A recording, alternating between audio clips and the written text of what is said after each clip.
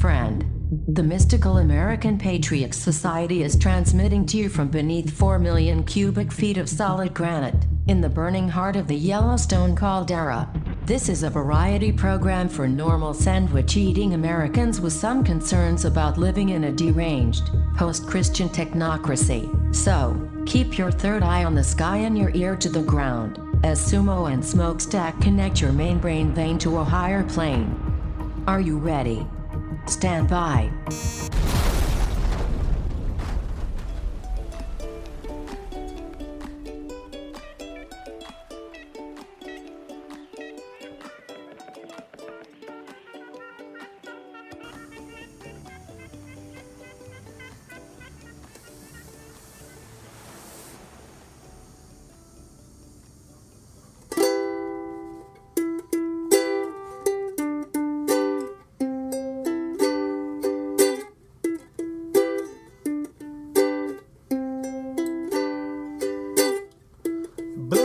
Chicken man in the Philly last night. Blew up his house too. Down on the boardwalk they getting ready for a fight. Gonna see what them racket boys can do. Trouble busting in from out of state, and the DA can't get no relief. Gonna be a rumble on their promenade. Gambling commission hanging on by the skin of its teeth. Everything dies, baby, that's a fact. But maybe everything that dies someday come back. Put your makeup on and fix your hair up pretty. Meet me tonight in Atlantic City.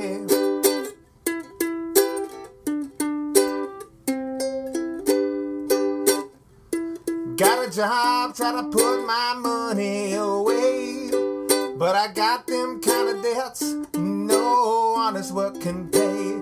So I drew out what I had from their Central Trust, bought us 2 tickets on that Coast City bus.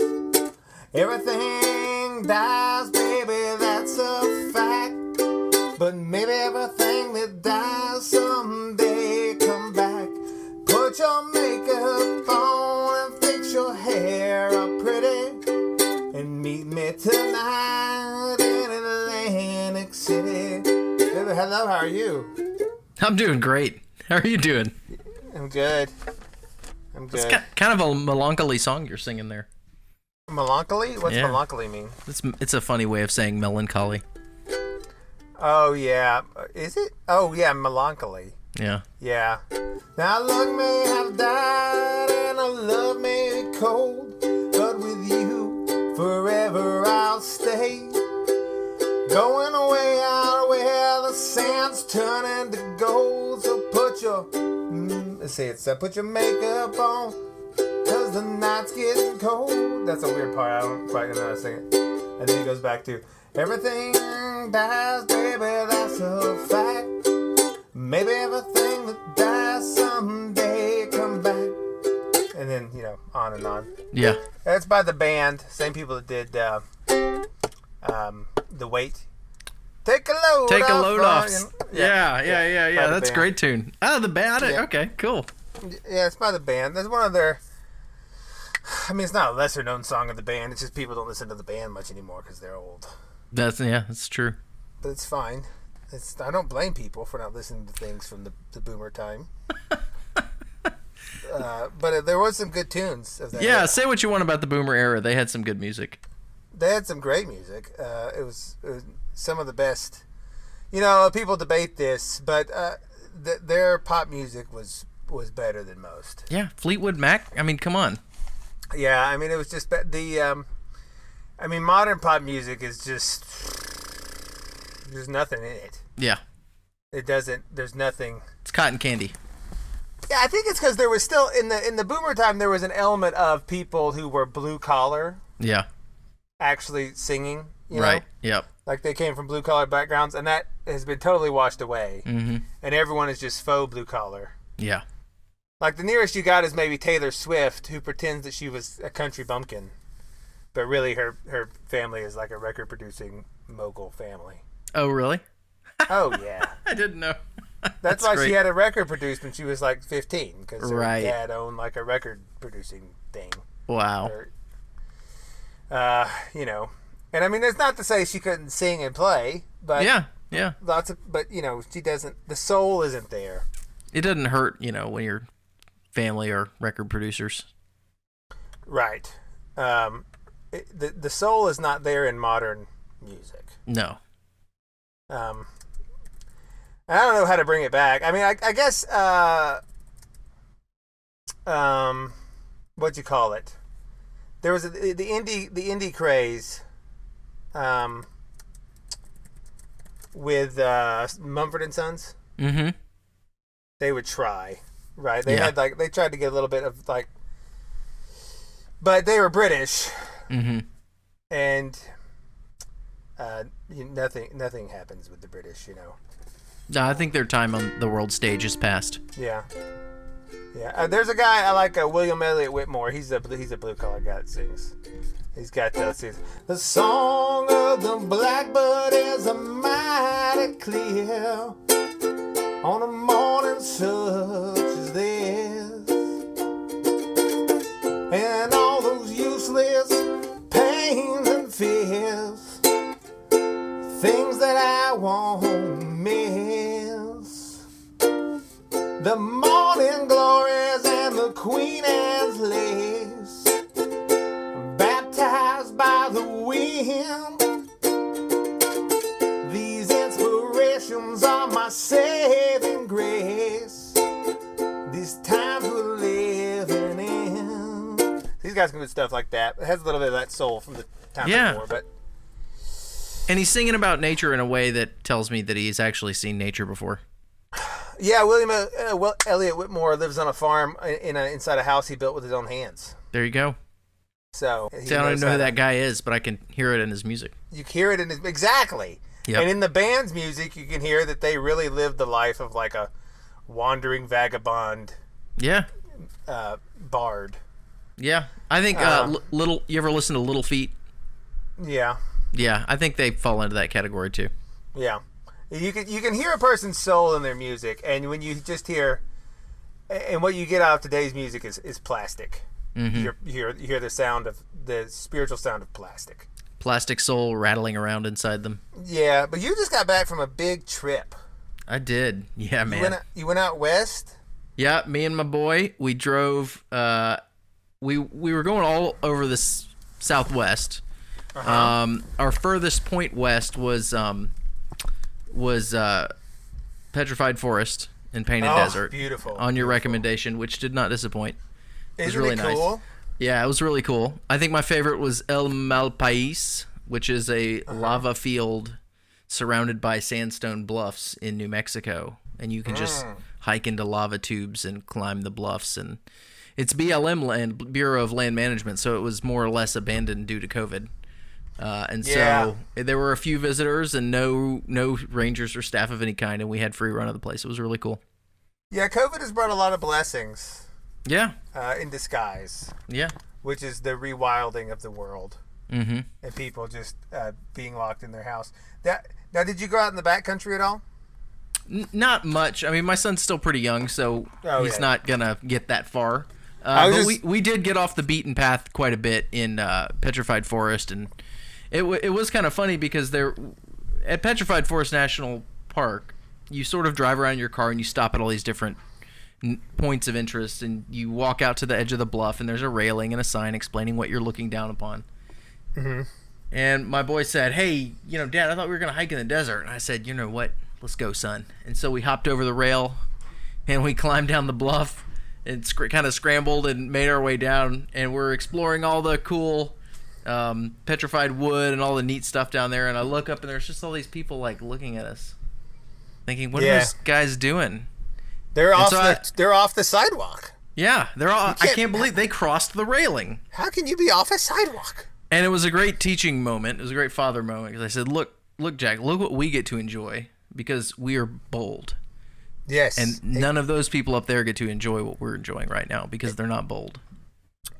Yes, and I think that's true. that really rang with him. It was a good father-son moment right there. Yeah, I had that first experience in Scotland sneaking into a castle. Yeah, dude.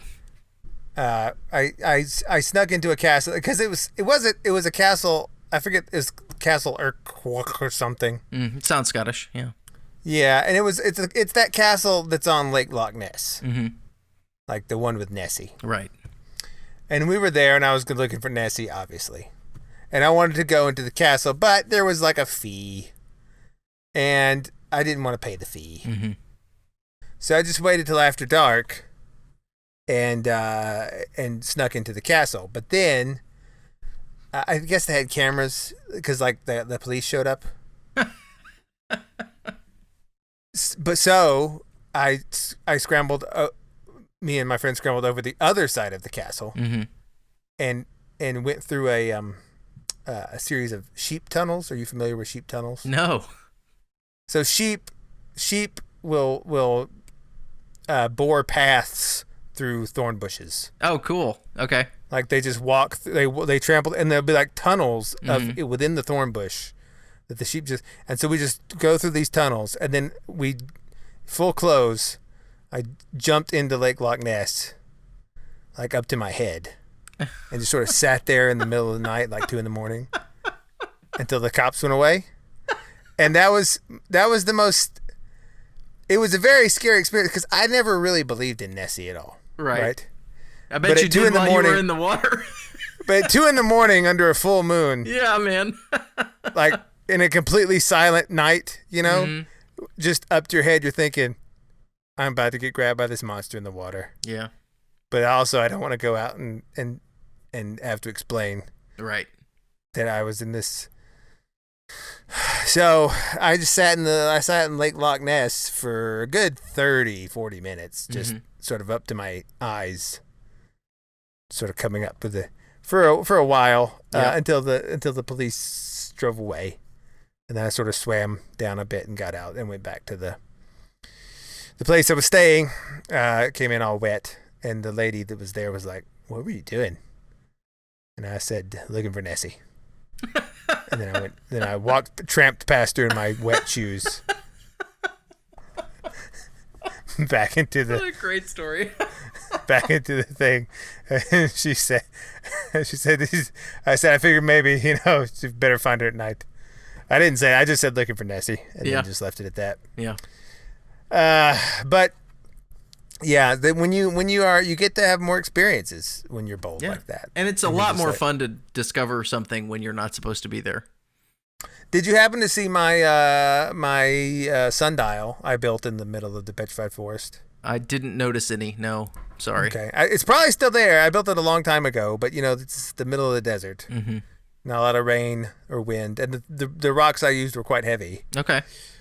And I just wanted to build a little sundial out there, and so I set one up. And when I was camping out there, I didn't know if you saw it. No, I did not. It's a big place. Okay. It's a big place. It is a big place. I saw a UFO out there actually. Well, I didn't see one. It was in a photo I took that developed afterwards. Ooh. We were out there camping and we took some photos, and then I was using at the time just like do you remember those cameras that used to just like they just print the photo? Mm-hmm. Yep. Like Polaroids and stuff? Yep. I like those even after digital cameras, and even sometimes still today, because if I take a digital photo, it goes into the file of photos, and then maybe someday it gets printed. Mm-hmm. Maybe it doesn't. Yeah. But it might go into a hard drive, or it might just wait till my phone crashes and has to be reset and is gone forever. Yeah. Or is lost somewhere in the iCloud in the infinite recesses and never gets. So I sort of like having it printed physically still. It's interesting because we're of an age where printed photos are more real than digital photos to us. But I think people younger than us, maybe digital photos are more real than printed photos to them. Nah, I think that's not true. I don't think anything's real to them. All right, if you're a youngster, tell us what's real in photo world. I mean, just because it just, I mean, not for everything, but just like if you want a photo to like last. Yeah. I'll But anyway, so I was doing that, took some photos, came out. I just sort of stuck them in a book. And then when I got home, I was looking through them, and there was just this black, like, sort of egg-shaped thing in the sky. Ooh. And I was like, I don't know what that is.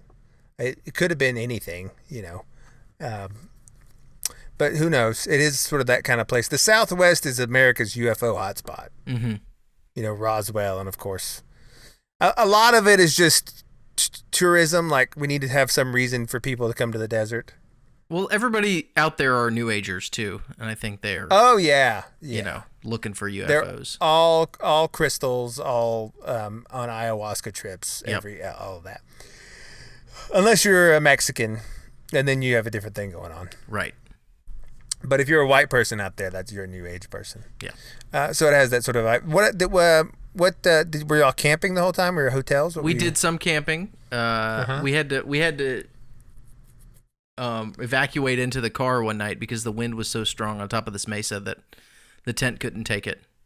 Yeah, and the so winds get strong. We had to sleep in the car. Yeah, it was pretty wild. I had not, I grew up in the southeast, the forests of the southeast, where we don't have wind like that. So that was really interesting.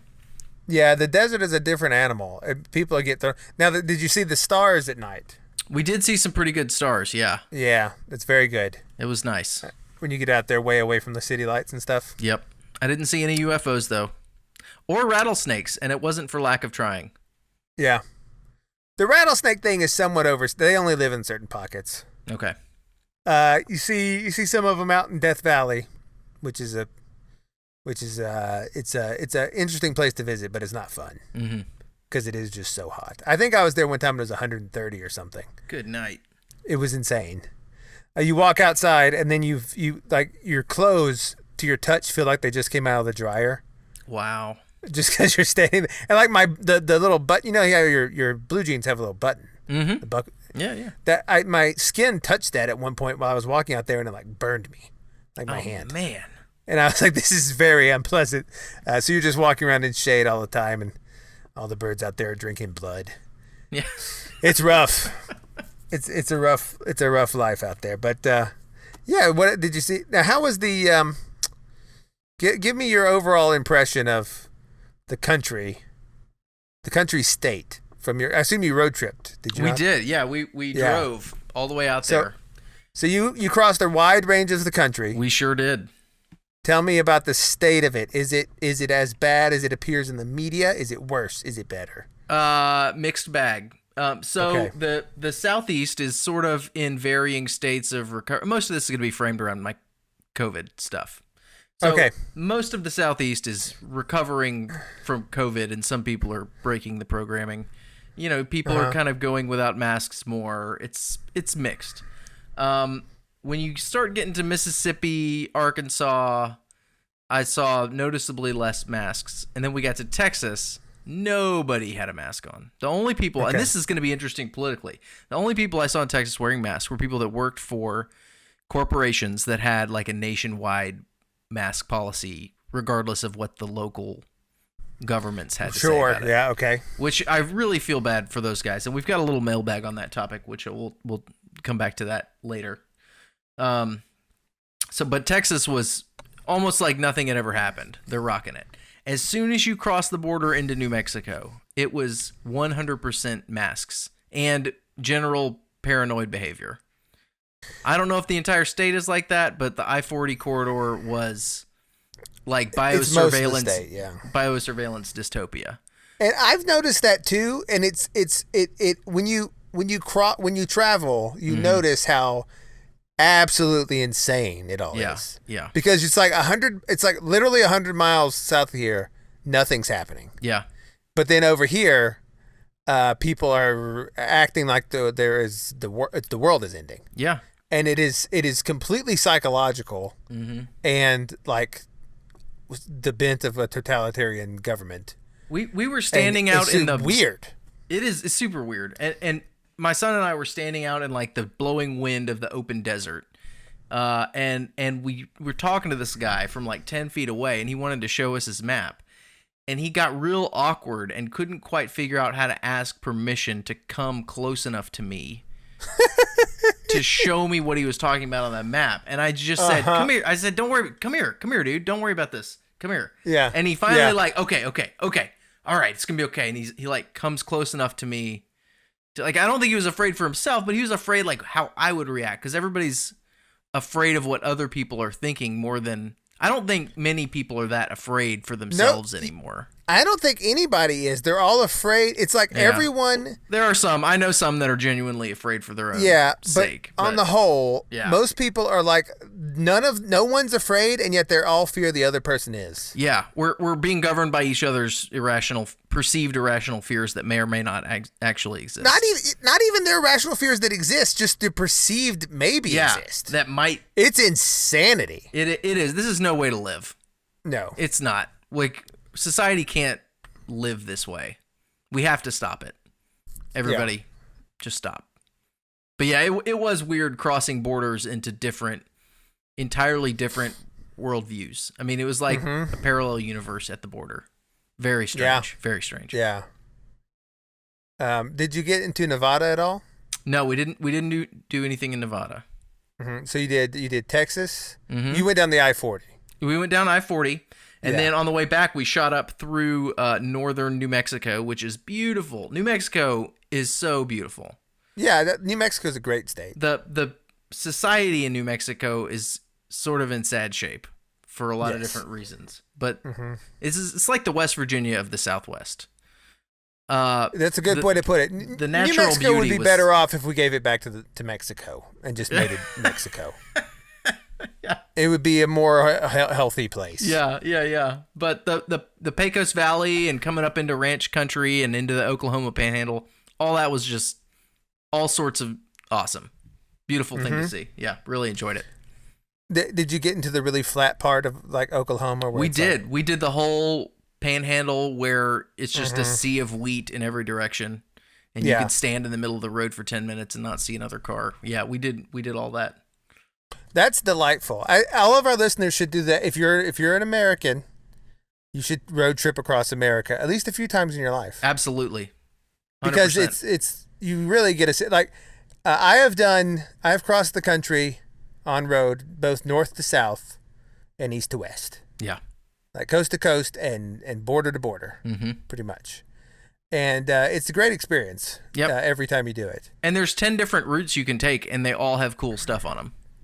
Yeah, and if you want to go like Smokestack just did, I recommend personally taking an excursion down Old Route 66. Yeah, we did some of that too, which was really neat. Because it's still pretty cool. Yeah. You can still get your kicks there. But yeah, you should all do it. It really gives you an appreciation for the country, the people in it. Because it gives you more like, I think it makes you more politically savvy. Yeah. Because a lot of people like have never, like a lot of people in the Northeast have never traveled to the Southeast and vice versa. Yep. And a lot of people in the Northwest have never been on the east side of the Mississippi River. Right? And so they assume that what they're doing is sort of like what America's doing, and it's not at all. Yeah, it's not. Most of this country, save a few particular areas, do not care about COVID anymore. Yeah, they really don't. But also in like every way, like the political outlook of like people in say Nevada and those in say Maine is just night and day. Yeah. It's totally different. And people assume that like, oh yeah, we all sort of like, not really. No. But it's good, and it's healthy to see all the differences. But I'm glad you did that. That sounds like it was great. It's good male bonding time. Got to see the country again. It was invigorating. I mean, I need a nap, after as I just got back, but did you get back today? No, I actually got back last night, but it's been, there's been no rest yet. So I'm still. Oh yeah. I'm gonna sleep in tomorrow, I think. How many miles was it total? I haven't totaled it up exactly, but it was probably pushing 4,000 miles, I think. I mean, we did a lot of driving. We did a lot. Yeah. It's a lot of driving. That's good. That's very good. So I wanted to talk about just your trip for a minute and what you saw. But we have some mailbag, I think. We do. We have a little mailbag. And then we're going to talk about, this show may be a little shorter. I'm not sure. But just because we're going to talk about something that I think no one is going to agree with in any way. It's never stopped you before. I know. I've been thinking about this topic a lot, and there's no way to talk about the topic that is, because the only way I see it is I don't know that anyone, I'm gonna cross into territory that is so outlandish. Mm-hmm. I struggle to think, like, is this it? Could this even be? Mm. You know, like, and I have a pretty wide range of credulity. Mm-hmm. I can imagine things are possible that most people cannot. I'm probably wrong in most cases. Sure. Right? It's okay. But I can at least entertain the possibility in a serious way. Mm-hmm. And this is getting to the limit of my ability to entertain in any way. But at the same time, seems to, when you actually sit down and are honest, occupy a central role to most of the world and most of history and most of people's faith, and like, it's the founding thing that I think is so outlandish most people have never even considered that it was a thing. Mm-hmm. And we've talked a little bit about it before, being a little cagey now, but some of the previous episodes we've done have been preparation for this. Ooh, man. I wanted to lay the groundwork and be like, get people warmed up to this idea, because this is so ridiculous. That's big. This big setup right there, son. It's so ridiculous. I don't know. I was sitting there like last night thinking about it, and I just went. I leaned back in my chair and went. I felt like I was. I had a revelation, like I was Mulder in the X-Files. Are you gonna blow up the show tonight? I'm gonna. Well, I just no. I'm not gonna blow it up. I was just like, this is what it is. Okay. I was sitting there. I was like, this is what it is. All right. This is what it is. And then I was like, I don't know that I can believe that. Mm-hmm. But this is what it is. This is what it's saying. Okay.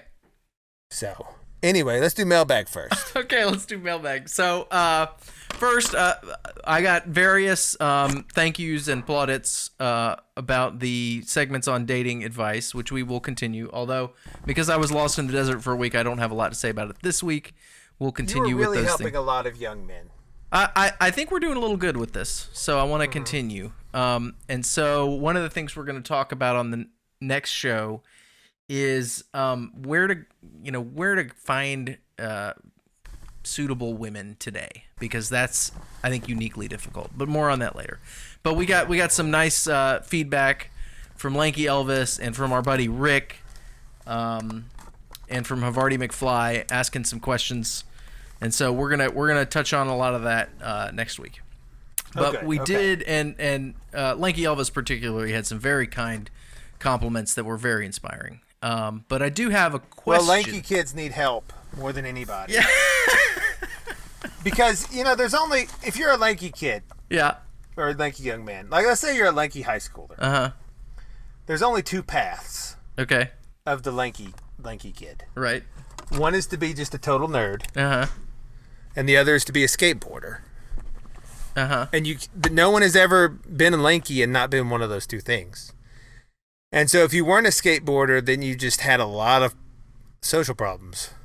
Well, I'm gonna blow up your theory here, because Lanky Elvis has succeeded greatly in life without being either of those things. I struggle to believe it. That sounds more outlandish than what I'm going to talk about. But Okay. All right. Well, let's get to our question, because this is sort of a serious question, and I'm not exactly sure how I'm going to answer it. Okay. And hopefully you and I can sort of figure this out and maybe give some advice, but it's a tough one. Mm-hmm. And the question goes like this: at my place of employment, masks have been required for the last year-ish or so. It is the one place I have conceded. This was made fairly bearable, as I have a lot of respect for my bosses, and they have been very good to me otherwise. But recently the policy has changed so that those who have been vaccinated are no longer required to wear them. And it was made clear in the email that they're not really going to ask you to show any proof. Mm-hmm. And so people are go ahead and taking this loophole and just saying, yeah, I got vaccinated.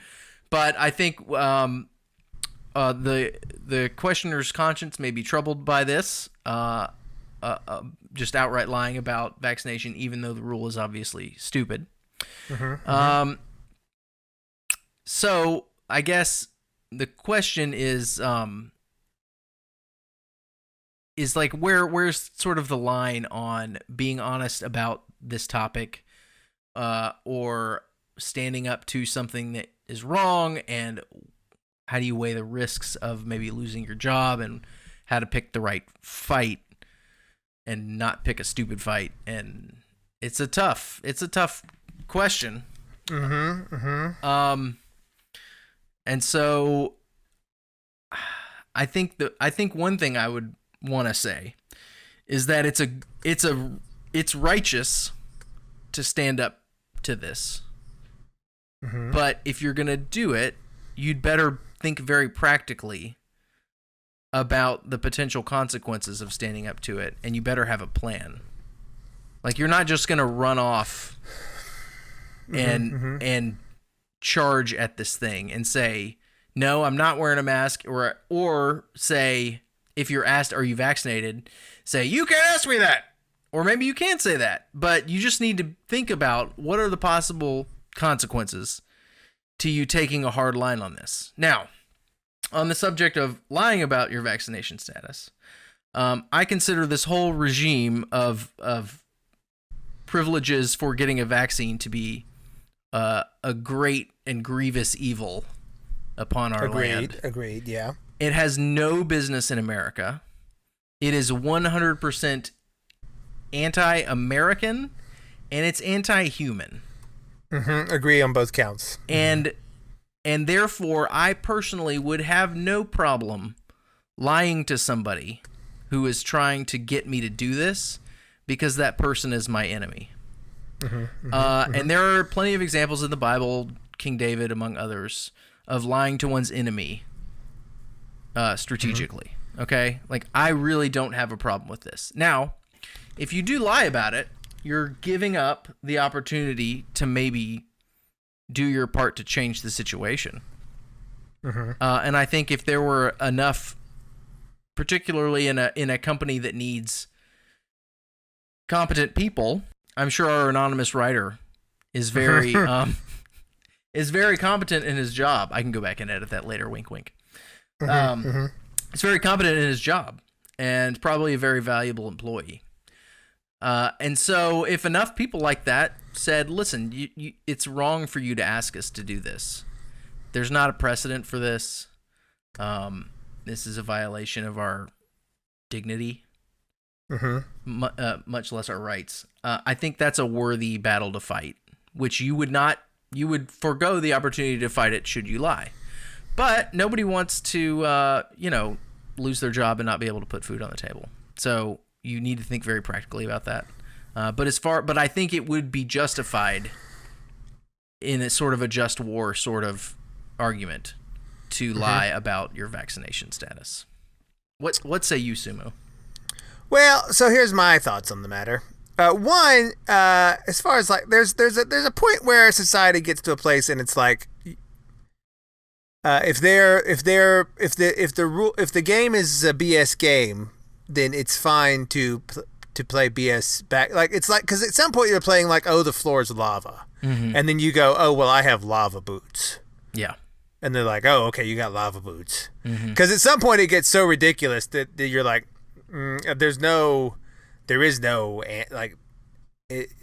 it's not based in any reason, and then you can't. So I get that aspect of it. The other thing, I think too, what's most likely is if you just don't wear one, people will not ask you, and you don't have to.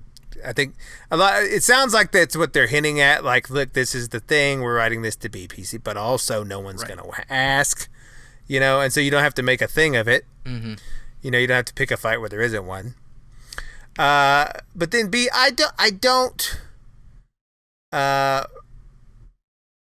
I'm not a big fan of lying, even strategically. I mean, I understand, like, if you're in a battle, you want to be like, oh, yeah, we're actually over there. Wink, wink. Yeah. And really your forces are over there. That makes sense. But I think that if you were just like, hey, if it came to it, you just be like, hey, yeah, and I'm not doing that because we're not having one rule for me and one rule for them. Yeah. Sorry. And then that's what I would do personally, and then like just let the chips fall where they may. And I would bet that nothing happens except they go, boo, they get a little, because here's how the sort of the way Babylon works, like the evil empire of evil, is they only really get, in my experience, is they only really get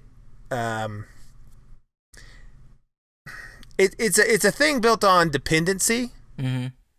And like if you just are like, I'm willing to not have whatever protections you're giving me, they just say, oh, okay, and then they go away. It's sort of like if you want to be perceived like so take a population that is considered like under the wing of Babylon, like so like say black people. Mm-hmm. Right? They have this culture of like, we're always victims. And not to say that there isn't historical victimhood and whatever, but their culture is we're always victims. We're always dependent. They're sort of have a culture built around like, not a culture, but like there's a lot of them that are like, you know, it's fine to be on food stamps and it's fine to like just be taking from the government and whatever. And then to get that, you have to then act like that sort of person, right?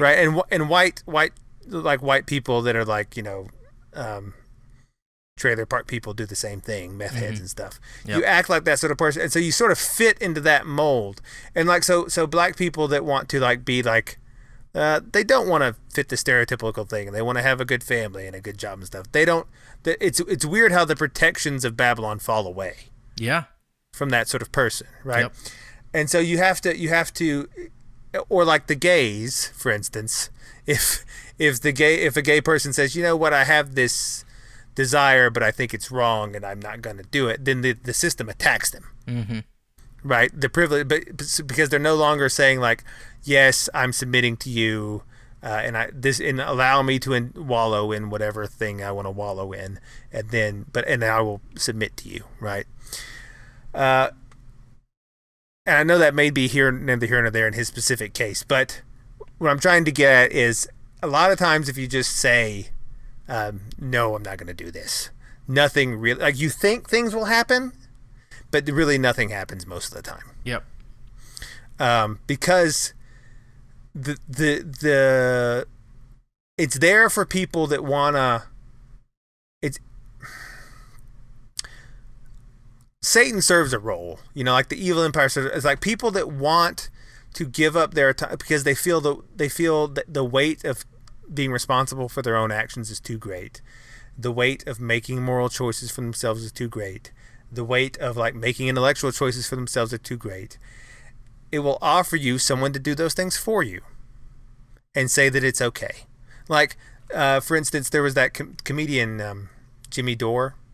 He was on Twitter the other day saying that he's had the vaccine and he's been sick for a month. And they asked him, why did you take it? He said, well, I have several, underlying health issues, and I asked my doctors and they told me to, so I followed the advice of my doctors. Which sounds reasonable, but also it's like, well, sounds like you had the hesitancy. Why did you listen to this? Right. Because you're giving up your intellectual power, like, I want to make the choice and deal with the consequence.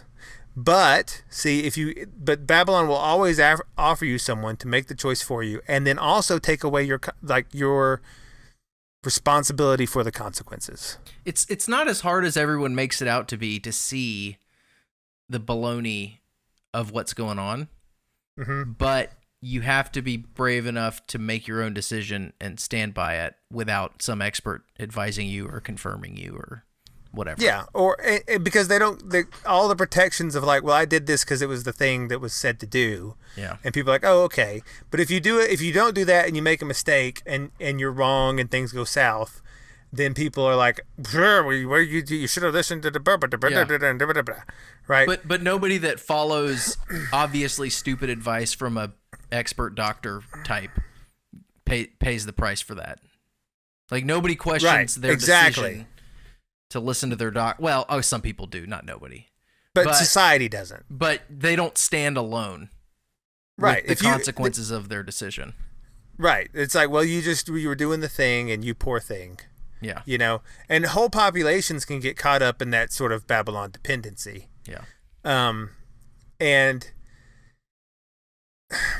so so right now there's a culture of people that are like, well, if we're going by the thing, and if you want to wear the mask, if you want to do the thing and get vaccinated, that's fine. And the reward for doing that is that we'll no longer ask you to wear the mask, and that's how it'll work. And if you step outside of that and say, well, I'm not doing either of those things, then the sort of societal protections of like you're doing the thing and that's what you're supposed to do, and you've removed your agency from yourself, and in return you don't bear any of the guilt, right, for anything that happens, falls away. And so, you know, there's a potential you could be fired or something, but also you'll be fine. Going back maybe you come work for Maps. Not that we have any money to hire anybody, right? But maybe some comes up. Who knows? Unpaid internship. An unpaid internship for.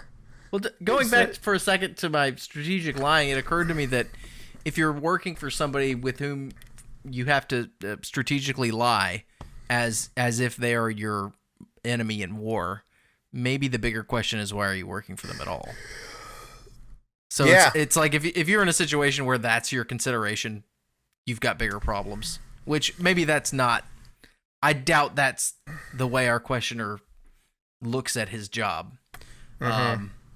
But also in this, with all these loopholes and they're trying to wind this thing down and save face at the same time. Yeah, exactly. They're trying to be like, hey, this was necessary, and we did, but it wasn't. Now we're wrapping it up, and just play along, and nobody has to feel embarrassed by what we which just is what did to each Babylon other. offers you. Like, here's a way that you can do this, and you can get out of it without feeling embarrassed. Right. So, and that's 90% the drive for wanting people to be vaccinated, is just so people feel like it was all for something. I think a lot of employers that got into a masking regime and are looking for a way out of it would prefer to never bring up the subject of masks again, because I think it's not been fun for anybody, including the employers. And they're looking to wind this thing down, but they have to save face. So, which is why the people that win in the hardest have to try and save face the most. Yeah. Which is why their unwinding takes so long. Yep. Like in New Mexico when you crossed over the border. Right. Whereas in Texas it was totally different. Yep. And because when you buy into the thing that hard, yeah, you have to. But so Babylon offers you ways to deal with your trauma by rejecting your responsibility for it. And when you do that, you have to go along with a lot of nonsense rules and play a particular role. And when you choose to not do that, then it's a little more difficult because society has more friction with your actions.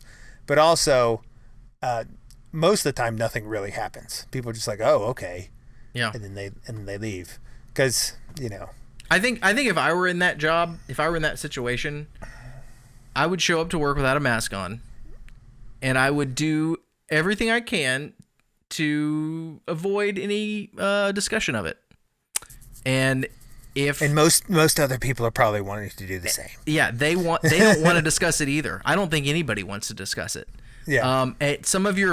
You might have some lame coworkers who still believe in this stuff that give you grief, but you're probably more likely to get grief from them than you are from your employer, because this is a legal minefield for employers. They don't want to touch they want this to go away. So I think you're probably pretty safe to just stop wearing a mask and don't say anything. And that's probably what I would try, but there is a chance that there could be some consequences, so you need to think and prepare and have a plan for those consequences should they arise. Yeah, I think your plan is just like say, "Oh, I'm not doing that." Yeah. I'm sorry. And then if they make a rigmarole like, "Listen, I know it's the policy, but this policy is wrong, and it's discriminatory, and there will be and if it came to it and they're hauling you in the office talking about it, then you just say, well, there will be a legal battle here. Yeah. And do it discreetly. Like, give your opponent the opportunity to withdraw with honor. Like, it's like Sun Tzu said, build your opponent a golden bridge to retreat across. There you go. So don't go in loaded for bear, ready to pick some big fight, But this could probably work out, and you can, have some dignity in your work. Yes, I agree. Good. Was that our only mailbag today? That is the conclusion of mailbag. Okay. All right. Okay. Are you ready? I think I'm ready. Okay. So first of all, I want to say that if you think I'm wrong and you disagree with everything I'm about to say, or it's fine. No worries. Mm-hmm. Probably am wrong. Yeah. Number two, there's gonna be some parts in here where I come across as if saying that I am smarter or wiser than, say, all the church fathers or all of the philosophers of the Western canon. Oh, no. I don't mean it that way, but I understand how it could come across that way. Right. Because I thought about this, and I was like, because what I'm going to say goes against what a lot of those people have said. Mm-hmm. And there's going to be a lot of people being like, well, so you think you know better than them? And to which I say, just roll with it here. Okay? So is this like a thought experiment? It's not a thought experiment. It's I think it got me. We've had a lot of episodes on giants. Mm-hmm. And I've been thinking a lot about giants because I told you recently, I went camping recently. And I went camping in a cave. Inside of a cave. Mm-hmm. There was it's not a super well-known cave, but it's a cave that people go to that the Native Americans used to use. And in researching this cave, I found that before it was open to the public for camping, there's some archaeology was done there. And while I was there, I was talking with a guy who was familiar with that thing. And he said, he was talking to me about all the artifacts they found there. And he said to me, as I was sitting there, having just put my tent down, he said, oh yeah, like 10 feet from here, like right over there, he pointed. He said, that's where they found a giant skeleton. It was like 9 foot tall. Whoa. Or 8 foot tall.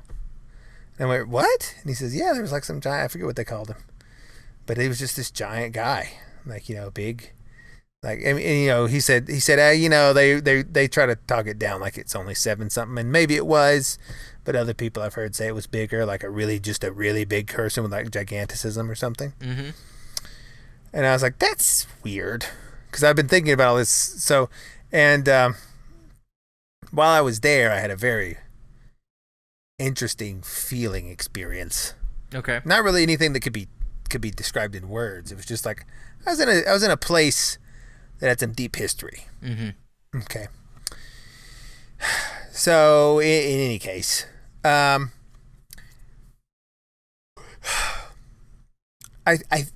contention is that is that really the entirety of Christianity is about this issue with the Nephilim, the giants. And it doesn't make sense in any way if you remove that. And people will be like, that's not true. But let us think about this. Okay? Okay. First of all, what in Genesis 3, chapter 3, mm-hmm. and this is relevant not only to people that are Christians, but to the whole Western world, because I realized thinking about this that, this is what people like used to really think like was the deal until like 200-300 years ago. Yep. Like this is like how the Western mind was, and like where their heads were, and then or at least, and I don't even think they're going as far as I'm going. Or they wouldn't, but they were closer, right? Okay. And then we sort of lost this, and it became so weird that people read these things, and it just passes over their heads. So Genesis 3, chapter 3, verse 15. This is after the fall, and God's talking to Adam and Eve, and like, what'd you do? And they're like, whoopsies. He talks to the snake, the serpent, and he says, I will put enmity between you and the woman, and between your seed and her seed. Her seed will bruise your head, and you will bruise his heel. Right? Mm-hmm. What is the seed? It's also translated the offspring. What is the offspring of the serpent? Okay, Nephilims. Yeah. If not, the Nephilims. Yeah, yeah. Because the Nephilims, as we've discussed earlier, the Nephilims are the progeny of angels that came down and sinfully bred with human women and created monstrous offspring. Okay. And so so right there in the fall story is like, and I brought this up on Twitter, and people that I respect very much, like Chungus and other people, were like, here's some other reasons that it may not be that, and like St. Augustine said this and that, because they will hold that the offspring of Satan is like evil people, right, and that the sons of God that come down and have relations with the daughters of men are actually like the sons of Cain or something, like they're fully human, but they're just like they're bad people. Mm-hmm. I mean, I've heard that, but it doesn't say that. It doesn't say that, and it explicitly says the opposite. Right. It's like, let's keep the gymnastics to a minimum. And I don't think they're trying to engage in gymnastics. I think it's just so outlandish. Yeah, it's very hard to hear in our age. Because what it actually talks about is this produced giants who reigned over humanity and who oppressed them and who had divine things of knowledge. And they taught people how to do things like make weapons of war and read the stars and make medicines and do all these things, right? Mm-hmm. And that is explicitly why the flood was done. Is that this sort of this sort of half-breed thing was there, and it was causing a lot of problems, and so God just was like, well, that's not the only reason given for the flood. I mean, what is it? The heart of man was all evil continually, or something. I'm sure I butchered the quotation. Yeah, I mean, but like, so Genesis 6:1-4. So when man began to multiply on the face of the land, and daughters were born to them, the sons of God, which is the angels, saw that the daughters of men were attractive, and they took them as wives, any as they chose. Then the Lord said, my spirit shall not abide in man forever, for he is flesh, his days shall be 120 years. The Nephilim were on the earth in those days, important, comma, and also afterward, comma, when the sons of men came into the daughters of man, and they bore children to them. These were the mighty men who were of old, the men of renown. And then it talks about the flood, right? Yeah. So I will agree with you that the Nephilim problem was part of the reason for the flood. Yeah, because the thing, it's not the Nephilim. You get this idea. The Nephilim have led the people astray. So in the more extreme examples of this, it is that Satan, this other class of beings we call angels, some of them got jealous of man and tried to do a deal to get man to basically cede his ownership of the earth to them, which is what the fall was about. And I think that I was sitting there and I realized that writers in the 20th century, like C.S. Lewis and Tolkien, understood this, but didn't say it explicitly because they didn't feel people were ready for it. Okay. But they were trying to work people up to that. Like, this is why in Lion, the Witch, and the Wardrobe, when they have the scene in the stone circle, there's this concept of like the witch is quoting to Aslan, and Aslan roars at her and says, "Do not quote the deep magic to me, which I was there when it was written." And like this, like how, and because he's doing ransom theory, like the ransom theory of atonement there, and he's the deal that I forget the name of the kid Edmund made for the Turkish delight. Yep. For his was basically the White Witch got ownership of Narnia from the daughter. It's this weird so, and that was the way that he paid it back, right? And that's the way he got it back. Was the sacrifice of Aslan. So and also like Tolkien, he's going through this, introducing you to this idea of like this before time where things are sort of more epic, and you get in some of his writings, he talks about like how a lot of this he didn't even strictly completely invent, but he would read it in old books in the basement of Oxford in dead languages no one could read. Okay. Right, and so they were. It's getting a little weird already, right? But this so that's like how and then I realized like what is a demon? Do you know what a demon is? What a demon comes from? Be a fallen angel? Well, that's what everyone says, and that's not wrong. But it's also not how the word seems to have been used prior to after the New Testament was written. Okay. There's actually like everyone familiar with the Bible knows about angels and demons, right? And thing. And they have this assumption that demons are fallen angels cast from heaven with Satan the devil right before the temptation of Adam and Eve, right? But that's not actually in the scriptures anywhere. The only description of anything like that is like Revelations 12, but that seems to be tied with the birth of the Messiah, which is long after Adam and Eve. You could say time's nonlinear. I'm open to that, right? The idea of a primeval fall actually, it comes from, it's sort of there in church tradition. I mean, it is, but it's not like a big thing. But then it's really in our modern consciousness from, when you really examine it, the Paradise Lost by John Milton. Like that's where that idea is like solidified as like the answer in that, because that Paradise Lost had such a huge, at the time it was written and after, effect on the consciousness that it sort of became like an explanation. But the Bible and none of the Apocrypha actually record an ancient expulsion of the heavenly hordes of angels who then became known as demons. And there's actually a really straightforward answer to the question, but it is weird. And that is in that Jewish texts like the Dead Sea Scrolls and some of the Psalms that were not in the canon that were found elsewhere.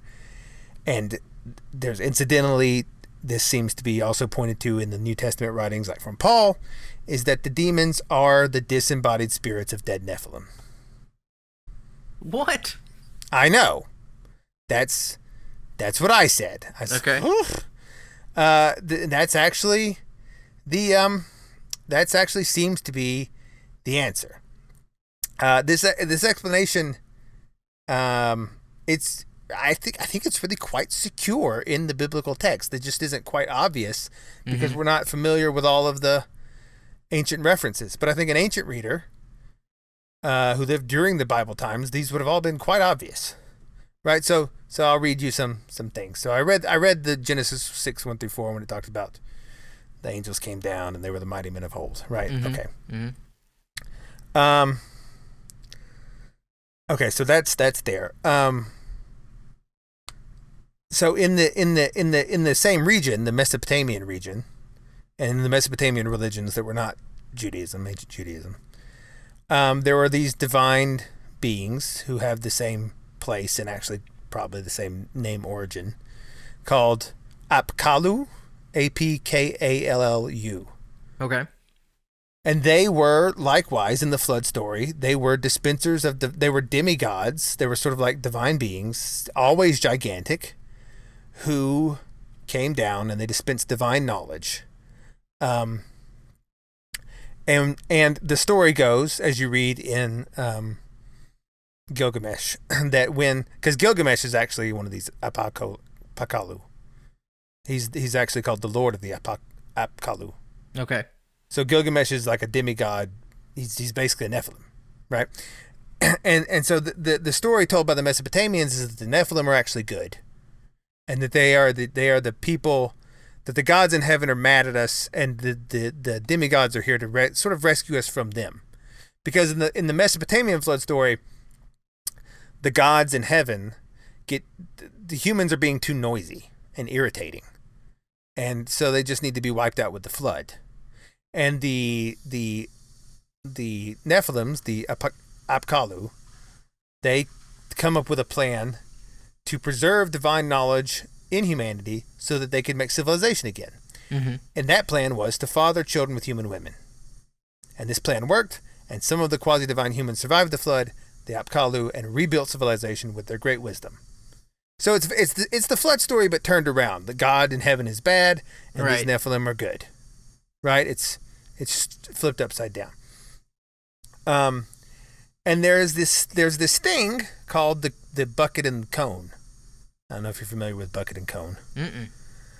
Bucket and cone is this near constant set of what do you call it when like an icon of a particular saint or something always has like some element like that they're holding. I don't know. I forget. There's a specific word for this. Like Thomas Aquinas is always shown holding like a book, usually because he was a scholar, and that, and like other ones are shown holding like maybe a sword or whatever. But there's a word for like one thing that's always associated with one saint or religious figure. The thing for the Apkallu and the Nephilim and all their various names and incarnations is the bucket and cone, or always the bucket. The cone is sometimes there, but always the bucket. Mm-hmm. And the bucket is this basket or bucket, whatever you could say it was either one. It's like a one-handed handbag. Okay. And it shows up over and over and over again in Mesopotamian art, but also in art in other places, like in Mayan. This bucket is there with these giant figures and these weird part animal, like they're either part animal themselves or they're wearing like a snake mask, like a snake head mask or like a dragon head, or they're always like part animal in some way. Okay. Often reptilian or bird, and they have this handbag. There's a picture of one of the Olmecs, and he's got the same stupid handbag. There's one of the Sumerians, same handbag. There's one of the people in the Polynesians, same handbag. And they're all these weird giant creatures that are mostly human, but have some animalistic feature, like wings or like a bird's head, something like Anubis out of Egypt, right? Like human, and they've all got this dumb bag, and some of them, a lot of them, though not all of them, have this other thing. It's like a cone, and no one's quite sure what it is, but it's some sort of looks like a giant. It looks like a miniature, maybe a football, like they can be palmed in one hand.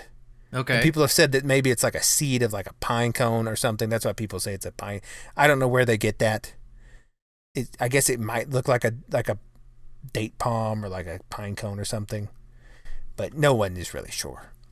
But anyway, there's this bucket is what they're supposed to be carrying in this bucket is like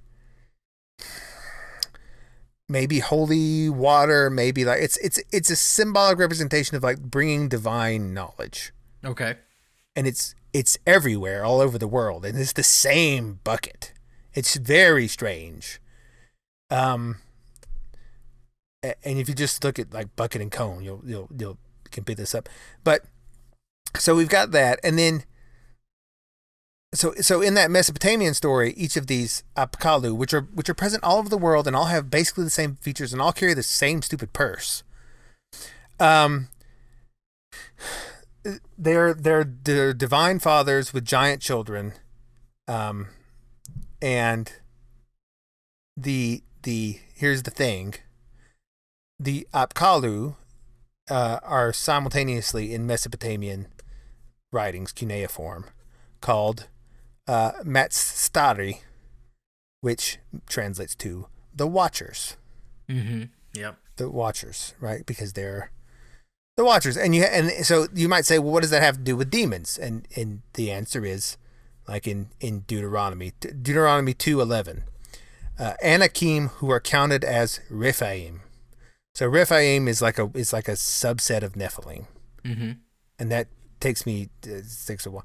It takes a while to work that out, but just trust me for a minute. That's where it comes from. So later, after this flood story, during the days of Moses and Joshua, the Israelites run into groups of very large people, large warriors called Anakim, who somehow, and this is highly debatable how it happened, survived the flood. Like somehow this Nephilim thing continues. And people say that's not true. That's not what it is. No, explicitly, Numbers 13:32 through 33 says explicitly that the Anakim come from the Nephilim. Mm-hmm. It's right there. So they came from somewhere. Yeah.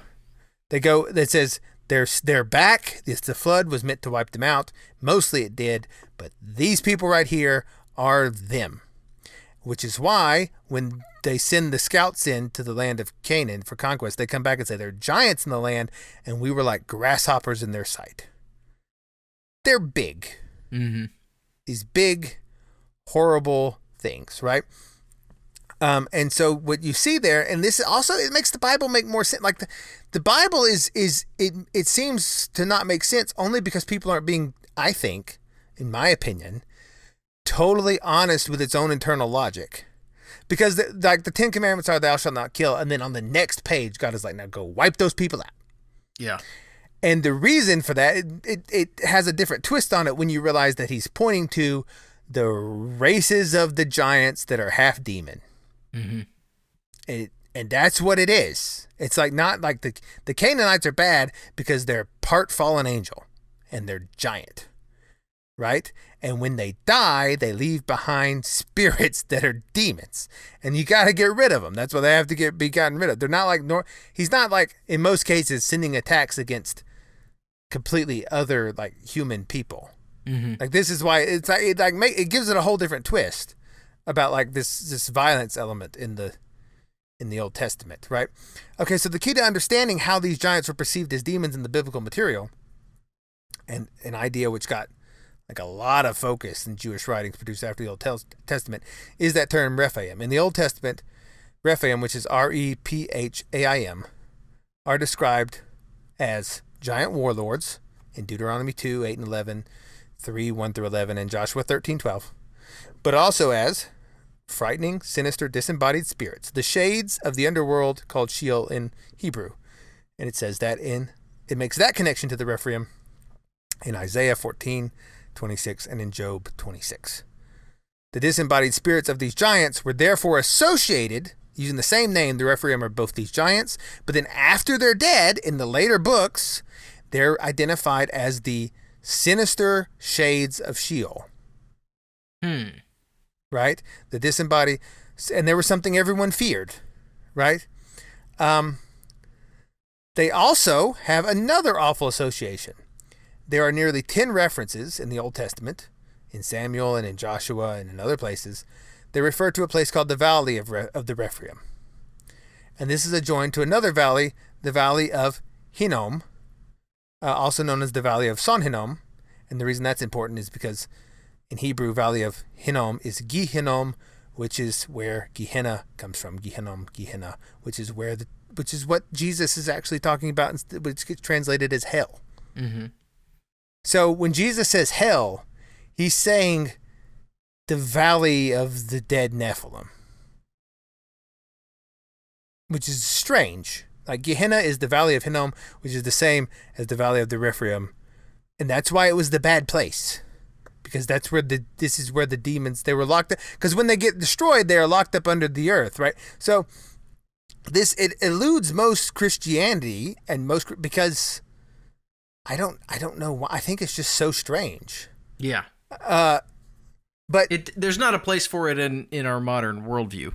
Not at all. Yeah. I mean, it's hard enough to just get a normal idea of a demon into most people's heads. Mm-hmm. Because they just think like, oh, it's like a bad ghost. Right. Like a bad ghost. And there is that, like there is the normal fallen angel thing you think of, but like more often than not, the word translated demon, in the Old Testament at least, is more likely referring to the spirits of the disembodied Nephilim. Right? And so this comes out even more clearly when you go to the Apocrypha, like the book of Enoch. Because the villainous sons of God are not only called angels, they're called the Watchers, which is the same thing that the Mesopotamians Apakalu. Yep. It's the same thing. And the Enoch 1 spells out exactly how the Watchers and their offspring were the source of the demons. And it says, I will just read it for you. It's sort of this is actually a couple of selections from a couple of chapters strung together here, but in those days, when the children of men had multiplied, it happened, and that there were born unto them handsome and beautiful daughters. And the angels, the children of heaven, saw them and desired them, and said to one another, Come, let us choose wives for ourselves from among the daughters of men, and beget us children. And they took wives unto themselves, and everyone respectively chose one woman for himself, and they began to go into them. Then Michael, Seraphel, and Gabriel observed carefully from the sky, and they saw much blood being shed upon the earth, and all the oppression being wrought on the earth because of the I'm adding here, commenting, because of the Nephilim. As for the women, they gave birth to giants, to the degree that the whole earth was filled with blood and oppression. And now behold, the Holy One will cry, and those who have died will bring their suit up to the gate of heaven. Their groaning has ascended to heaven, but they could not get out from before the face of the oppression that is being wrought on the earth. And to Gabriel the Lord said, Proceed against the bastards and the reprobates, and against the children of adultery, and destroy the children of adultery, and expel the children of the watchers from among the people, and send them against one another, so that they may be destroyed in the fight, for length of days they have not.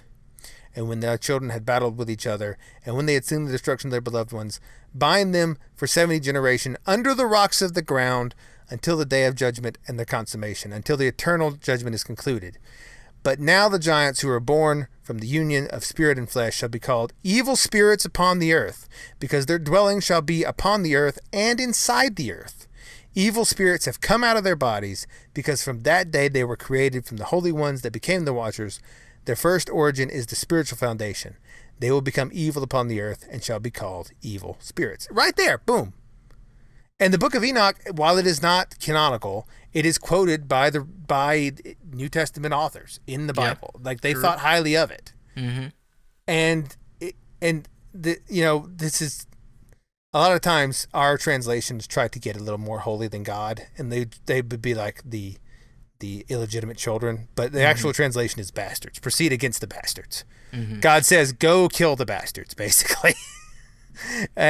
Because it's like this thing that was never meant to happen. The angels and the humans were not supposed to be mixed, and doing so is the way that the fallen angels get into the earthly realm. That's how they have bodies and spirits attached to the earth, because otherwise they didn't. That because they were trying to steal it. My personal theory of this is that when it became known that God was planning to become human, the angels were jealous because they wanted God so much. They fell because of their desire to have God more, and they couldn't trust his plan for them, and they saw in their minds him giving more of himself to someone else. So they said, what we will do is we will go down and we will mingle with these people so that God can be our bloodline can be mingled with God, even though that wasn't what's supposed to happen. Mm-hmm. And that is just purely my hypothesis. There's nothing to back that up at all. Other than that, I was just thinking about it. But okay, and so Enoch calls the giants the bastard spirits, which is the phrase used for demons specifically when they translate demons in several Dead Sea Scrolls and non-biblical psalms found among the Dead Sea Scrolls. It's called there's one of the psalms that's not canonical, but it's found with the Dead Sea Scrolls that calls demons specifically. The phrase used is offspring of man and the seed of the holy ones. a clear reference to this disembodied spirit of the divine. Like it's right there. Okay. And several threads of that idea surface in the New Testament. It's canonical. The most clear being, like Enoch 1 says again, the watchers were whose transgression led to the origin of demons were to be bound for 70 generations under the rocks of the ground. Peter 2, again, if you're Catholic, first Pope, 2 Peter 2, 4 through 5, he says, speaking about the days of Noah, God did not spare angels when they sinned, but cast them into hell and committed them to chains of gloomy darkness to be kept until the judgment. Peter and Enoch are on the same wavelength here. Like that's what he's talking about. The angels, like he cast them into the chains of, it's the same idea. Mm-hmm. Like he's not talking about some abstract thing. He's referring to the actual mythological foundations of the Mesopotamian Jewish world. And he's saying, just boom. to be clear, one of your kind of keys to your argument is that the fall of the angels, and I guess Satan maybe also involved here, was the same event as the conception of the Nephilim. I think it's intertwined. Okay. I think that is the reason that I think that it's implied that the reason Satan wanted to take down man was this. And this is why, by the way, Paul tells women to cover their hair in church. It's for the Nephilim. It's because the last time you didn't do it, your beautiful hair tempted so many angels down that we had a big problem. That's literally what he's talking about. Because in the book of Enoch, the angels were said to be tempted by the long, luxurious hair of human women, specifically. They looked at it, it was like that pushed them over the edge. And that was like what made them, like they was like, and they couldn't resist the beautiful flowing locks. And so that's why Paul is like, because he says, cover your hair for the sake of the angels. That's what he means. That's what that comes, like people are like, what does that mean? It all the entire Bible is perfectly internally consistent with itself if you accept its own premises. Okay. And if you don't, if you're like, that's weird, that can't be what it means, then Paul just looks like a crazy person ranting about women's hair making angels feel silly. Mm-hmm. But he does this for that reason, right?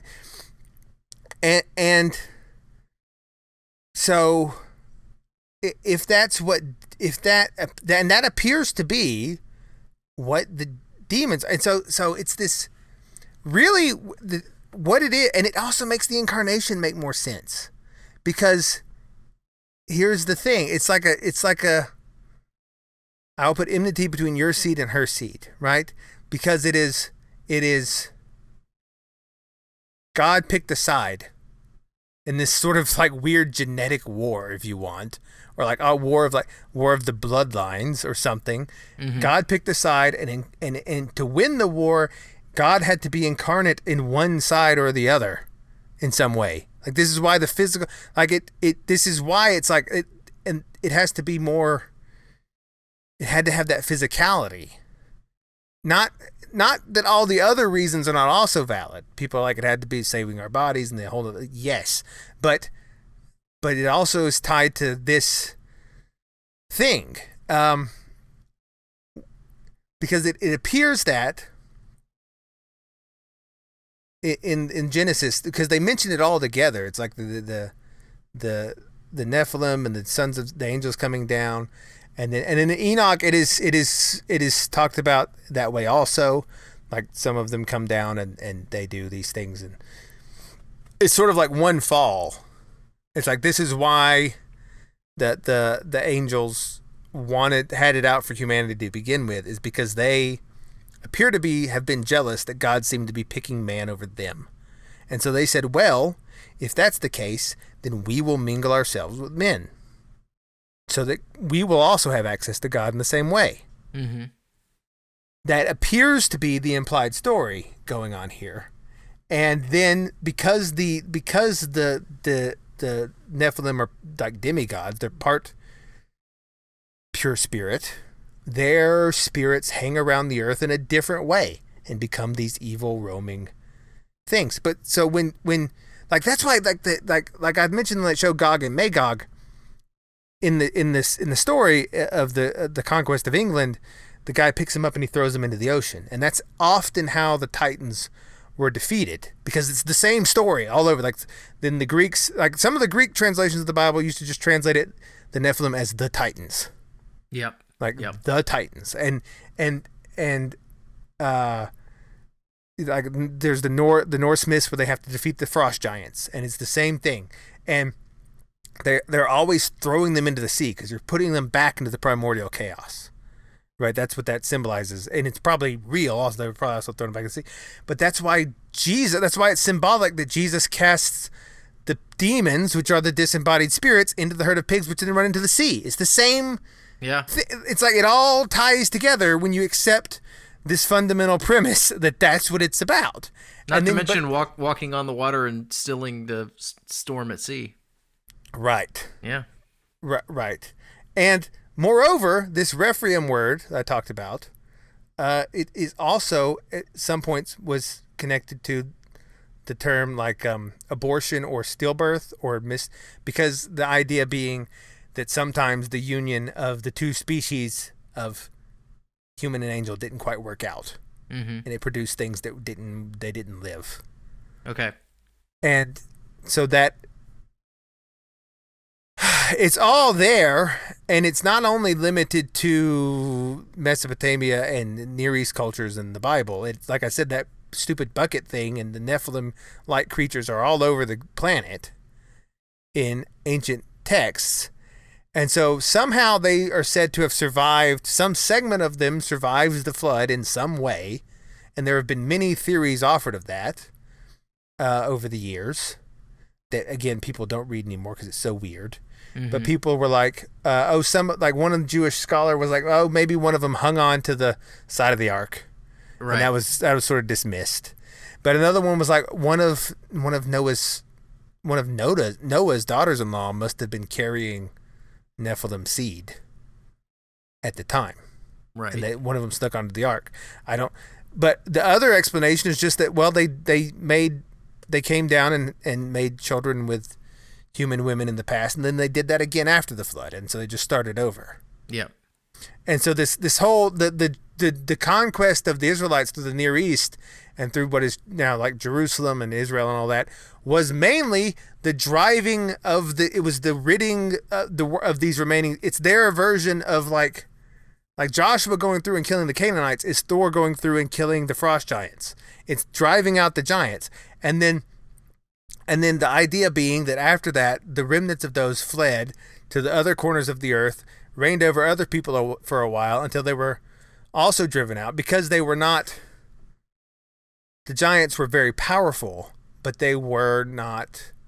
They had trouble reproducing, and they were also very sexually deviant and very evil, and people always hated. Like every Native American culture you can think of has a story where they were ruled over by giants, and then they rebelled against them, and they were all like horrendously cannibals and all this stuff. Right. And I don't know what to tell you about this, other than I just thought I had to tell people that this seems to be what it is. Like, and then it gets weird because I this is where I get so it's already crazy, but then I realize if you like, well, I mean, if you so it's that 70 generations idea. They're locked up for 70 generations. Someone did the calculation. Like if you look back, there's different ways of how generations was accounted back then, like the length of a generation. Yep. But some guy was like, if we use like the average one, it comes out to be like so many 4,000 something years, which would basically put it. They were released in 1890, which happens to coincide with the Industrial Revolution. Ooh. Isn't that a bit weird? Yeah. Yeah. And then like, because the bringers of like the technology and the divine, because like the world was almost the same until then. Like the Roman armies could have fought up until the Industrial Revolution, they could have fought and stood a chance with anybody else. Mm-hmm. And then after that, things just changed so crazily. Yeah. and then and they're locked up until, and that would mean, of course, and I'm not one of these people that's always like the end times, but that would of course mean that we are closer to it than we thought, because the fire comes to finish the job for the last time. And what you can ask God, why didn't you just do it 100% the first time? I don't know. I don't know why God chooses, but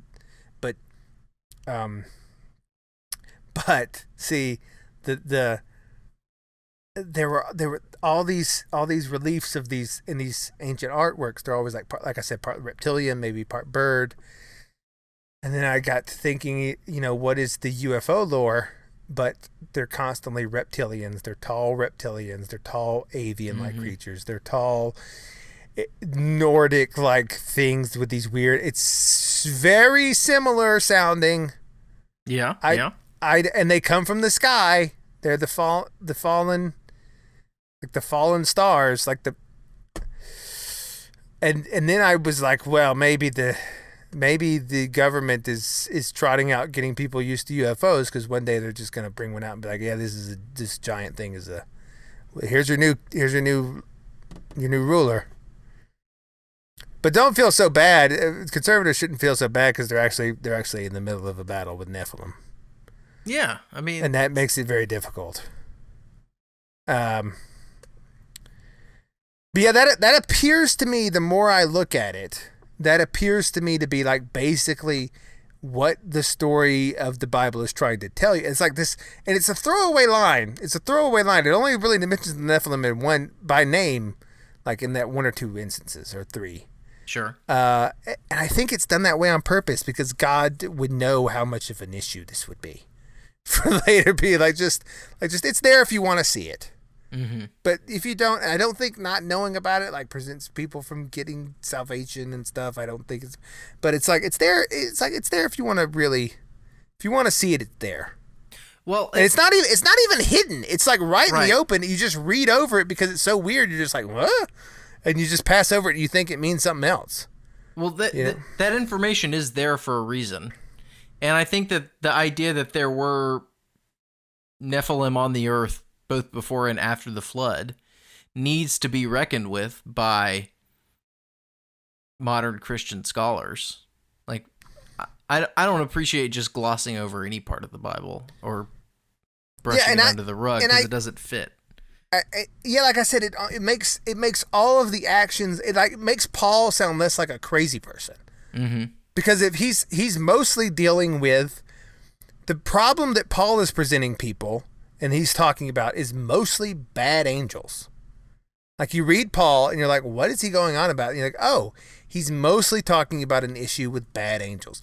We don't wrestle with flesh and blood, but powers and principalities and this and that. And and that seems to be, and Paul is very concerned about the angelic world and about like women behaving, not tempting them to make problems again. And because the angels come and worship with you is the idea, in invisible form, in a church service. But if you are looking too sexy, that's a problem, because the angels are susceptible to that. And even if they don't follow the temptation, you're making them uncomfortable. And that's really what he's saying. Like, that's why that's there. And people are like, but they just gloss over it because it's like, I don't know, it's weird, Paul. Paul sounds like a crazy person. Peter sounds like a crazy person. Yeah. None of it makes any sense when they get into these little like esoteric little bits they throw away, and you just go, It seems to me to only really make sense in this context. So I don't know. Are there giants? Is there right now some Nephilim in a UFO? I see how crazy it is. I understand. I don't hate on anybody for being like, this is too weird. I get it. Mm-hmm. Yeah. But it does appear to be there. And I don't think you can really wiggle your way out of it not being there. So what about, okay, we've had one documented case of conception of Nephilim in the Bible, possibly a second implied one because they were in the land of Canaan. For to be exterminated. But then what about in later history? What about, giants recorded in, medieval European lore Right. and that sort of thing? Like maybe it's it's like if it's happened twice, maybe did it happen 3 times? Well, why do UFOs have such an interest in abductions and like collecting eggs and sperm and stuff? That's what they all do. Yeah. That is what it's about. It's like the aliens, which is not too. It doesn't have anything etymologically related to it. It just sort of sounds sort of like it's like Apakalu and Anunnaki and alien. It's like it's sort of in the same vein, even though like the etymological roots are not the same. Right. But and it's very popular in Christian circles to be like aliens are just demons. But then you go like one step. But what's a demon? Right. It's this is what it is. And then you're like, oh, and then you're like, this is upsetting if that's true. That this is almost worse than beforehand because now it's like some giant centaur-like creature, and you're like, can I really believe in that? So your argument, part of your argument here is that fallen angels and demons are 2 different things. Fallen angel is a fallen angel, and a demon is the correct disembodied soul of a Nephilim. It's not 100%. It seems to me that a lot of maybe. In a lot of instances, the terms watchers appear to relate to the angels that fathered the children, and the Nephilim are the children themselves. But that's not. Sometimes those seem to not be the case. Okay. But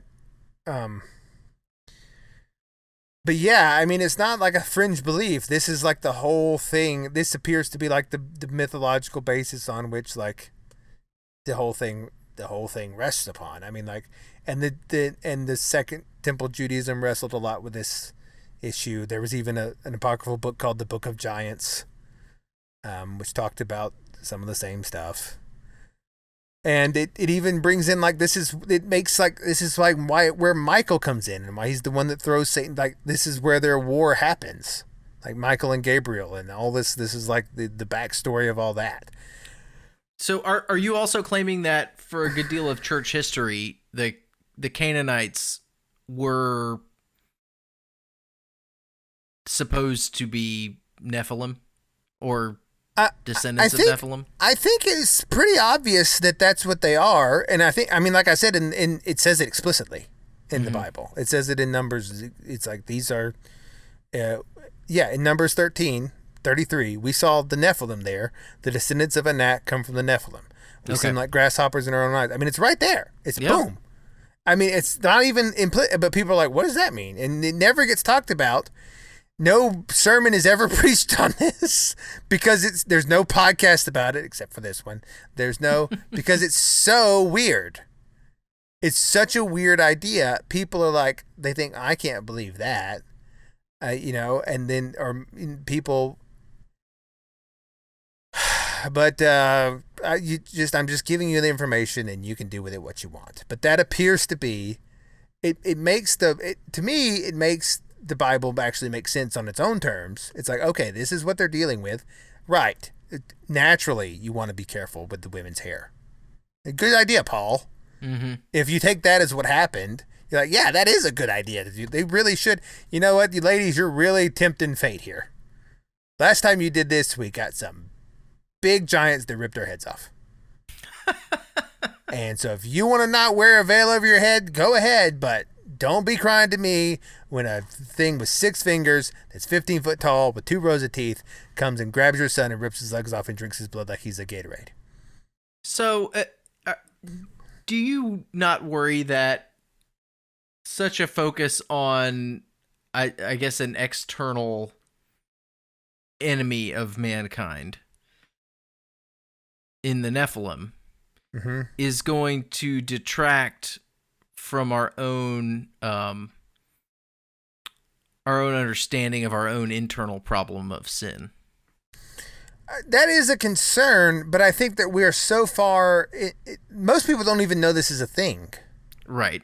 And so I think to bring balance back to like, and and it's like, you should be aware that this is the backdrop of which the Bible, Christianity, Judaism, also Islam, by the way, it thinks the same thing with it, if you get into what they're talking about, though also they don't talk about it because it's weird.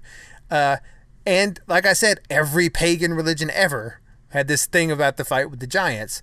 That was a big problem in the ancient past, and thank goodness we won. But we had a lot of help from the heavens, and but sometimes they're still kicking around.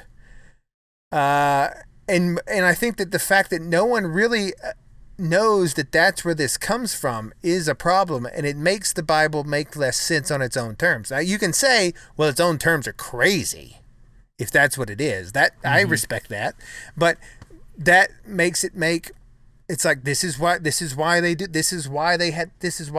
to go kill the Canaanites. This is why there was the genocidal sort of war, is because they're actually half demon people, and then the demons are here because they're the disembodied spirits of those things, and that's the problem. That's why Jesus cast them into the swine. That's why they have to run off the cliff, and it all makes sense all of a sudden. You're like, right? It's like it's like how the Silmarillion makes the Lord of the Rings make sense. Okay. Right? If you take out the Silmarillion, Lord of the Rings has a lot of plot gaps. And you're like, what? I mean, let's get rid of the fact that they should have just flown there with the eagles. But other than that one, all the little plot gaps are there. And you're like, And then the Silmarillion's like, yeah, but this is the backdrop. And this is why that character's there. And this is why they think this way. And this is why they do this. And this is why they... And they're like, oh, right. And that backdrop, the Silmarillion to Christianity has been... And like I said, Islam and Judaism has been completely removed, and people just throw it away because it's so strange. And like I said, I think that Tolkien and Lewis, you get this sense that, like in their Inkling meetings, they were saying, yeah, we need to reintroduce this, but people are not going to accept it yet. We need to warm them up to this and train them in this mode of thinking like, yeah, ancient past things were different, and there is the deep magic, and there is a this, because you have to... And I'm saying, I'm not saying you gotta believe it because it's so strange. I understand if you can't, right? It's so weird. I'm not saying that it's but it is there, and you can't just be like, like it explains so much of the. I mean, they have lots of fights with these people, yeah. I mean, the Goliath, David and Goliath. Goliath is another. Yeah. He's the Goliath's brother, if I recall correctly, is said to have 6 fingers, which was a normal Nephilim trait. Og, king of Bashan, right, was the Amorite king in the days of Moses, who fought the Israelites on their way to the Promised Land. And Og was a Nephilim. He was a giant that had this mighty thing, and they were afraid of him, and he stood 9 cubits long, 4 cubits wide, 13.5 feet. So that means, he said 13.5 feet high and 6 feet wide. That's a very big person. Yeah. That is he was, so the whole time they're going through the Promised Land, they're fighting these Nephilim giants, and you can go through Sunday school your whole life. You can go to church your whole life. You can read systematic theology books. You can get a degree from seminary. You can become a pastor or a priest or whatever. You can become, and never realize this. That's what they're doing. Which is a shame. Like, we don't have to solve all the riddles of this thing to see that there's some information in the Bible that is being overlooked by modern Christianity. Yeah. Because it doesn't categorize well, I guess. Yeah. It's just like, it bothers me that it's like that's there and people just read past it. Mm-hmm. And that's one of the reasons, knowing that is one of the reasons I have such a conspiratorial mind, because I know that things can hide in plain sight to basically the whole world. Like, This has been in the Bible forever. It's not even hidden. It says it explicitly. These are the Nephilim. And that no one registers it. And so you can have these giant problems, these giant things that are happening that is just in front of everyone's eyes. And it just passes by because they don't know how to if your brain doesn't know how to categorize something, it will not process it. Yeah, you'll be blind to it.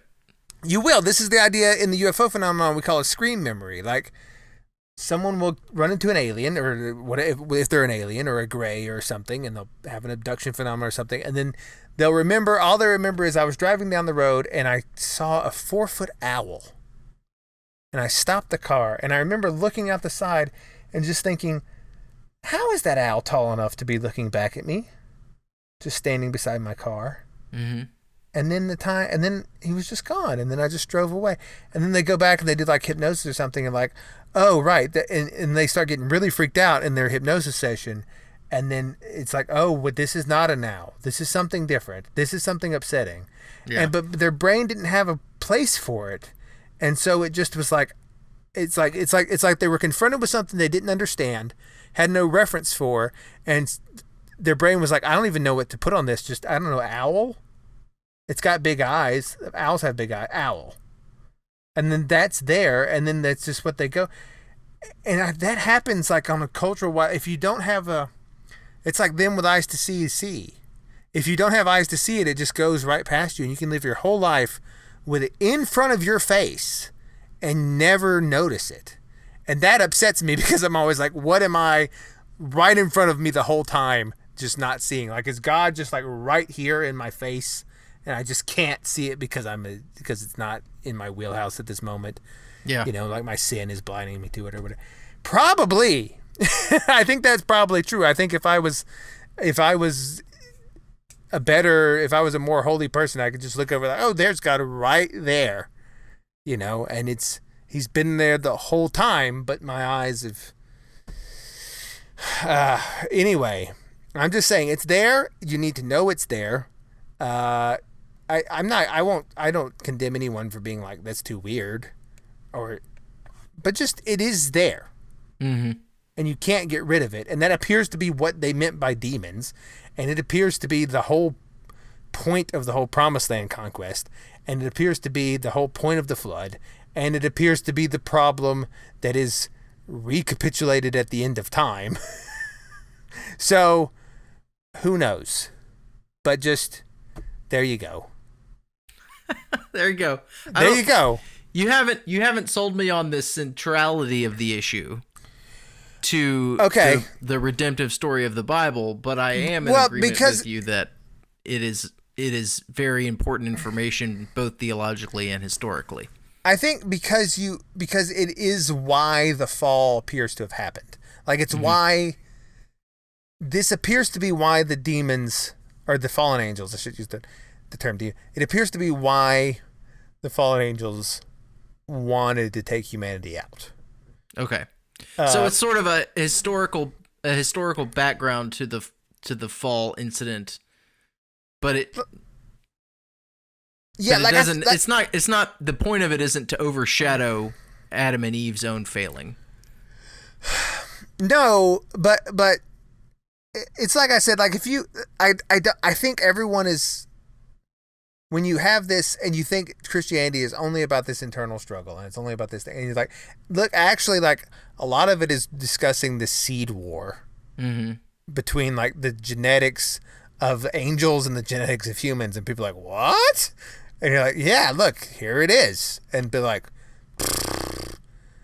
and I think it's, I don't know, it is like when you get to like, and that's where demons come from. It's like, oh, well, this is an issue, right? Because I thought, you know, it's like when demons are, because I'm not sold that they're the same thing as what we call like the evil spirits, the tempting spirits. I think that may be a different thing. I think they're evil. Like when Jesus is approaching a man and he's possessed by a demon and he's like in the caves, cutting himself and hurting people. Right. In their heads, he is possessed literally by the spirits of a dead Nephilim. And when you have that in your head, you're like, it makes the gospel story be like, oh, this is a different thing than I thought. A little bit different. Not radically different, but it is a different spin on it. And then so that appears to be a different thing than like the temptation to sin. Like this, maybe it's a little different. Maybe it's not the same thing, you know? But anyway, I just felt that we needed to talk about that. Because I think when you work this out, it has profound implications on like what you believe, what you can believe, what is real, what may not be real, what is going on today. Because if, like I said in the other, like you may see the rebirth of ancient mythological monsters. We are right now trying to, in all kinds of ways, merge humans and animals, which is it's like a centaur, it's like a minotaur, I've seen a couple of weird clone pictures where they tried to clone an animal and it came out with only one big eye. Ooh. Like a cyclops. Like there was some goats that did that. And it's like, is this coming back? Like, is this the re-embodification of this idea? And it's like, morally, it's sort of on the same scale as what the angels coming down and reproducing with human women. Like for a human to go to an animal and create some sort of chimera. Right. Exactly. It's the same smell. It's the chimera. And this also, I know this is, I won't get into this because this is just too long to explain, but a lot of this is why some of those weird rules are in Deuteronomy, because it's the not mixing. Like, don't mix the wool and the thing, because it's trying to get this structure of boundaries and keeping things in their proper place, because so much of this problem happened because of that. Of disorder or tearing down boundaries, the chimeras and the union of things that should not be unioned, right? And that, so a lot of you read these Deuteronomy passages and you're like, what? Why do they care about shellfish? And people come up with all these things that don't really make sense, and sort of, it's like, oh, it was for disease and stuff. It's like, not really. A lot of it is because they are trying to distance themselves from this intermingling of things that should not happen, because they had this profound fear of that, because they just got over a giant battle with the giants. Interesting. And that's why they had this. And that's why they were trying to have a culture of building a safe space where that mingling sort of thing did not happen. Right. Because so all the peoples of the world practiced all sorts of mingling. Yeah. And so part of the idea of holiness was that we're not going to practice those sorts of things. That's why it in part means separation, right? Because it's like, listen, we have to, we can't go back to that. We tried the chimera, and this is why we live in an era now where we believe boundaries are bad, and we're breaking down the boundaries at all, even the boundaries between species. And it's like a loop back around to this, and it's gonna be this. I don't know. I'm just saying, guys, if you see a 15-foot tall monster get out of a UFO in the future, in the coming years, don't be too surprised. That's all I'm saying. Yeah. And that's weird. I get it's weird. I know it's weird. Well, I don't know how much I believe it, because it's hard.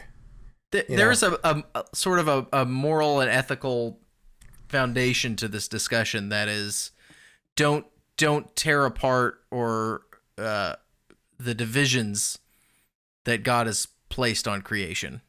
Yeah. Don't mix things that shouldn't be mixed, and don't cross boundaries that are not supposed to be crossed. Yeah. Because you bring disaster on us all when you do it. I'm looking at you, scientific community. Yeah, it's bad. I don't know, man. But just try reading the Bible with that in mind, and you go through the Old Testament, and it makes a lot more sense. Like, oh, right. There's I'll link some. There's a particular book I'm thinking of and can't bring the title to my mind, but it was all about Genesis 6 and giants and in the Bible, and I thought it was a great book. So I will track that title down and link it in the show notes at mapsoc.org. Yeah. So there we go. That was a pretty wild discussion. I enjoyed it. Yeah, I know. I think everyone will disagree, and I expect them to. That's okay. Because I don't know what I'm talking about. I just know that it's there. I don't, and that people don't talk about it. They don't see it. You're just trying to put the puzzle pieces together, man. Yeah, I got puzzle pieces, but I haven't fit the puzzle together. Only some of the pieces fit. Yeah. I think people understand that. Yeah. That's why they keep listening to our show. Yeah. Well, that, and they were just so pleasant to listen to. Well, that's true.